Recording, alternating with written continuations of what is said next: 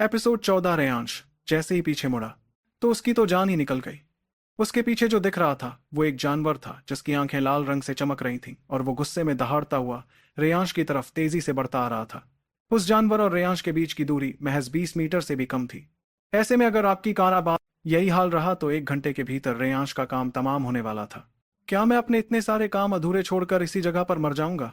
वह बेहद नाराज और निराश हो रहा था। उसने गुस्से में चिल्लाते हुए अपनी पूरी ताकत लगाकर वहां से भागने की कोशिश की, लेकिन वो जानवर इतनी तेजी से भाग रहा था कि पलक झपकते ही रेयांश को उसकी गंध महसूस होने लगी। भेड़िए की गंध।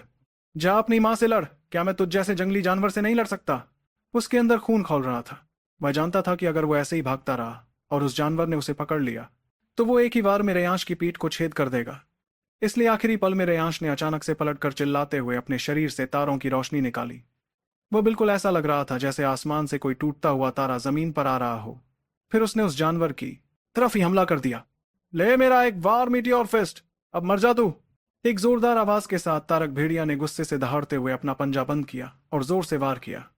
उसकी विशाल ताकत ने तुरंत रेयांश के मीटियोर फिस्ट को तोड़कर रेयांश के शरीर से टकरा दिया। इससे रेयांश के मुंह से खून की धार फूट पड़ी और वह हवा में उड़ते हुए काफी दूर जा गिरा। मेरा मीटियोर फिस्ट भी उसे रोक नहीं पाया। अभी अभी हुए उस वार ने रेयांश के पूरे शरीर को हिलाकर रख दिया था और उसके अंदर का खून उबल रहा था। उसकी लड़ने की ताकत आधी हो चुकी थी और इसी बीच तारक भेड़िए ने फिर से एक दहाड़ लगाई और अपने पंजे से रेयांश के सिर पर वार किया। अगर ये वार लगा दी जाती थी और उन्हें पंजे ने में सुन के बाद बारी साथी कारा का अपने पंजे को मदरी में लहा जाता तो रेयांश का सिर चकनाचूर हो जाता। उस जानवर की विशाल ताकत को देखते हुए रेयांश समझ गया कि यह अब तक का सबसे शक्तिशाली दुश्मन था जिसका उसे सामना करना पड़ा था।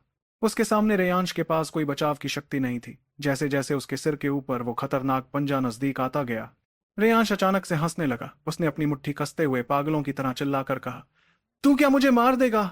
इतना आसान नहीं है। फिर अचानक से उठकर रेयांश ने अपनी पूरी ताकत झोंक दी। उसने स्टार बैटल बॉडी की पूरी शक्ति और आध्यात्मिक शक्ति का इस्तेमाल करते हुए खुद को एक मरने के लिए तैयार टूटते तारे की तरह बनाया और तारक भेड़िए पर हमला कर दिया। वो अपनी जान को अपने हाथों में पकड़े हुए था और किसी भी पल उसे गंवा सकता था। इस एहसास ने उसके अंदर के सारे पागलपन और हिंसा को बाहर निकाल दिया। हालांकि वह जख्मी था, लेकिन अभी जो हमला उसने किया वो अब तक का सबसे शक्तिशाली हमला था। उसके मीटियोर फिस्ट ने उसकी सारी आध्यात्मिक शक्ति खाली कर दी थी। बेवकूफ, तुम इतनी जान क्यों लगा रहे हो? इतने में एक रोती हुई आवाज रेयांश की पीठ के पीछे से सुनाई दी। उसकी आंखों में कुछ अजीब चमक दिखी और अचानक से एक धुंधली रोशनी उसके सामने आ गई। उस पल रेयांश को लगा जैसे वो सपना देख रहा था। उसके सामने साक्षी की तलवार हवा में तैर रही थी और इस वक्त उस तलवार से सफेद धुएं की तरह कोहरा बाहर आ रहा था जिसने तुरंत रेयांश की नजर को धुंधला कर दिया। उस कोहरे में एक परछाई बनने लगी। रेयांश ने सिर्फ उसकी पीठ देखी और उसके दिमाग में तुरंत दो शब्द आए, परी। इस कोहरे में जो लड़की थी उसके बाल काले और बेहद आकर्षक थे। उसकी त्वचा मुलायम और गर्म जैड की तरह थी।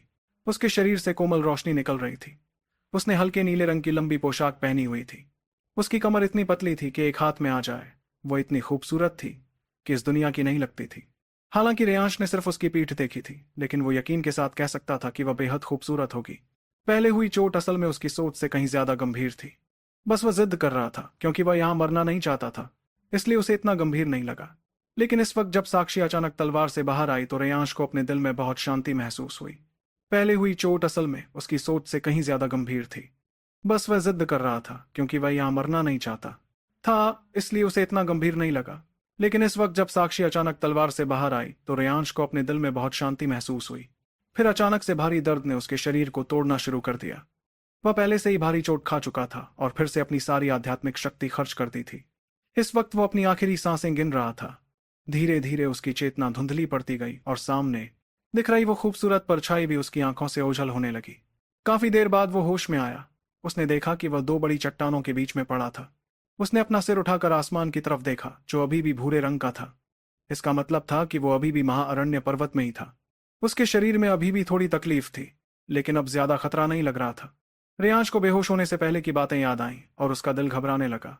उसने तुरंत कहा, साक्षी, तुम कहाँ हो? यहां हो, एक कमजोर सी आवाज सुनाई दी।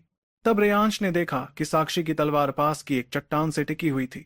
बेहोश होने से पहले की बातें रेयांश को साफ साफ याद थीं। इस वक्त साक्षी को देखते हुए उसके दिल में उसके लिए एक अजीब सा लगाव था। साथ ही साक्षी की वो दिल को छू लेने वाली खूबसूरती उसके दिल में गहराई से बस गई थी। साक्षी की आवाज अभी भी बहुत कमजोर लग रही थी। रेयांश को चिंता हुई और उसने तुरंत पूछा, तुम ठीक तो हो? ठीक हूं, लेकिन बहुत थकान हो रही है। मुझ में बोलने की भी ताकत नहीं बची। अब जब तुम होश में आ गए हो तो मैं अच्छे से सो जाती हूँ। अगर तुमने मुझे जगाने की कोशिश की तो मैं तुम्हारी जान ले लूंगी। अम आखिर में उसकी चेतना लगभग खत्म हो चुकी थी। इतनी जल्दी सो गई? सच में एक सुअर है।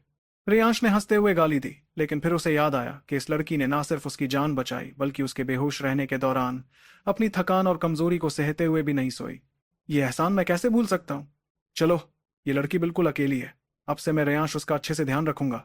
साक्षी की देह इस रहस्यमयी लोहे की तलवार ने खत्म कर दी थी और फिर उसकी आत्मा इस तलवार में समा गई थी। ये बात रेयांश को पता थी। उस तारक भेड़िए को शायद साक्षी ने भगा दिया होगा। अब मुझे 2 पर्वतीय राक्षसी जिनसिंग मिल गए हैं। इनकी मदद से मैं अपनी शक्ति और बढ़ा सकता हूँ। ये सोचते हुए उसने आसपास देखा और जब उसे यकीन हो गया कि सब सुरक्षित है तो उसने पर्वतीय राक्षसी जिनसिंग निकाला और पहले एक खा लिया।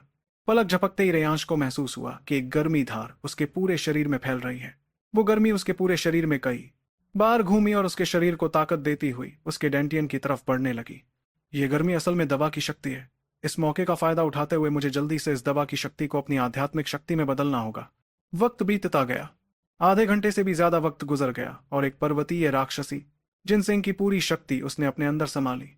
रेयांश ने अपनी भौहें सिकोड़ते हुए कहा, पर्वतीय राक्षसी जिनसिंग एक मध्यम स्तर की आध्यात्मिक दवा है।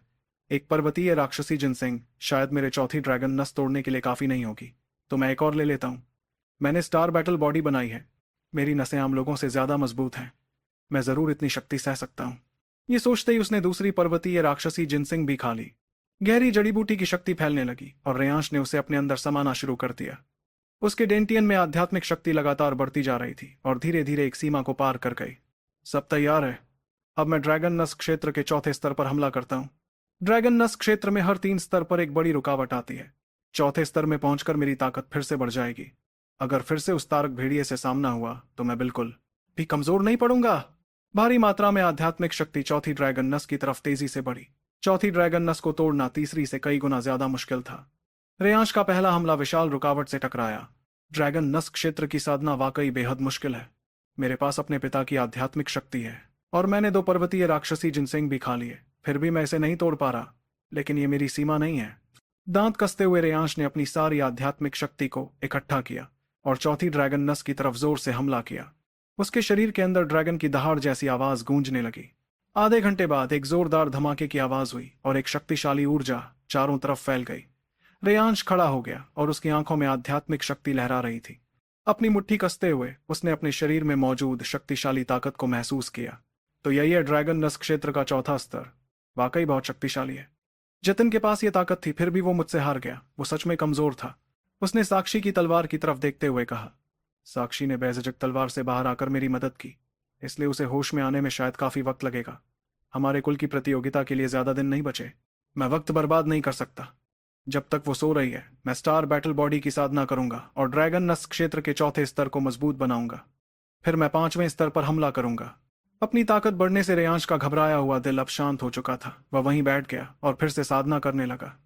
रेयांश के घायल होने से लेकर साक्षी के जागने तक कुल मिलाकर 4 दिन बीत गए। रेयांश ने वक्त का हिसाब लगाया तो उसे समझ आया कि कुल सभा का दिन करीब आ चुका था। स्टार बैटल बॉडी को पूरी तरह हासिल नहीं कर पाया और मैं अभी भी ड्रैगन नस क्षेत्र के चौथे स्तर पर ही हूं। ड्रैगन नस क्षेत्र के छठे स्तर की लावण्या नायक से मुकाबला करने के लिए मुझे अभी भी काफी मेहनत करनी पड़ेगी। रेयांश की भौहें सिकुड़ी हुई थीं। उसने फैसला किया कि साक्षी के जागते ही वह यहां से निकल जाएगा। 4 दिन बाद साक्षी आखिरकार जाग उठी। जब उसने देखा कि रेयांश की शक्तियां काफी बढ़ गई थीं, तो वह तुरंत बोली, लगता है कि तुमने पर्वतीय राक्षसी जिनसिंग का पूरा इस्तेमाल कर लिया। अब तुम्हारी ताकत से तुम तारक भेड़िए से लड़ सकते हो। तुम्हारे कुल सभा के लिए ज्यादा वक्त नहीं बचा है। हमें जल्दी से उसकी गुफा की तरफ निकलना होगा। रेयांश थोड़ा हैरान हुआ और बोला, फिर से उसके पास जाना है क्या? उसके सारे खजाने तो हम पहले ही ले आए हैं। तुम नहीं जानते, तुम्हारे लिए तो वो भेड़िया खुद ही एक खजाना है। साक्षी ने धीमी आवाज में कहा, रहस्यमयी बातें करती रहती हो, पता नहीं क्या चल रहा है तुम्हारे दिमाग में। हालांकि रेयांश को शक था, फिर भी उसने साक्षी पर भरोसा करने का फैसला किया। दोनों तारक भेड़िए की गुफा की तरफ बढ़ने लगे। साक्षी, ये तारक भेड़िया आखिर कैसा खजाना है जो तुम कह रही हो कि मेरे लिए फायदेमंद होगा? तारक भेड़िए के बाल बहुत खास होते हैं। वे अपने आप तारों की ऊर्जा को सोख सकते हैं। तारों की शक्ति सोखने के बाद उसके बाल बेहद कठोर हो जाते हैं जैसे किसी योद्धा के शरीर को तपाने जैसा असर होता है। आमतौर पर तारक भेड़िए का शिकार करने वाले उसे इन बालों की वजह से ही ज्यादा कीमत पर बेच पाते हैं, और यही बाल तुम्हारे स्टार बैटल बॉडी के लिए बेहद मददगार होंगे। साक्षी की बातें सुनते हुए रेयांश हैरान रह गया। इस दुनिया में सचमुच अजीबोगरीब चीजें थीं। जब उसे पता चला कि तारक भेड़िए के बाल स्टार बैटल बॉडी के लिए मददगार हो सकते हैं, तो रेयांश समझ गया कि इस बार उसे सचमुच जी जान से लड़ना होगा। अगर वह जीत गया तो ही वह राजवीर शेन की इच्छा पूरी कर पाएगा। रेयांश ने पहले सोचा था कि साक्षी इस तारक भेड़िए की इतनी परवाह अपने लिए कर रही थी, लेकिन पता चला कि वह तो उसके लिए ही सोच रही थी। ये लड़की भले ही भुलक्कड़ है और सख्त बातें करती हैं, लेकिन दिल से बहुत अच्छी है। साक्षी के लिए भी और राजवीर शेन के लिए भी। इस बार तो सब कुछ दांव पर लगाना होगा। वैसे भी वो ड्रैगन नस्क क्षेत्र के चौथे स्तर पर पहुंच चुका था और पहले से कई गुना ताकतवर था। तारक भेड़िए को हराने की उम्मीद तो काफी थी। ड्रैगन वॉरियर, ये अनसुना नाम आखिर क्या मायने रखता है? पिताजी जैसे रहस्यमय इंसान इसे इतना क्यों महत्व देते हैं?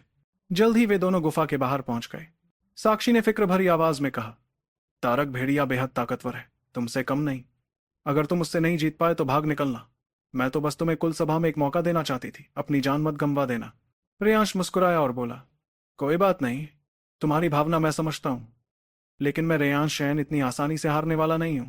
साक्षी की तलवार को जमीन पर रखते हुए रेयांश ने कहा, तुम बस देखती जाओ कि मैं इस छोटे जानवर को कैसे रौंद देता हूं। उसकी मुस्कान में इतना आत्मविश्वास था कि साक्षी कुछ पल के लिए खो सी गई। आगे क्या होगा, स्टोरी में जानने के लिए सुनते रहिए इस स्टोरी को और चैनल को भी ज्वाइन कर ले। आगे के एपिसोड इसी चैनल पे आएंगे, तो सब लोग इसे ज्वाइन कर लो।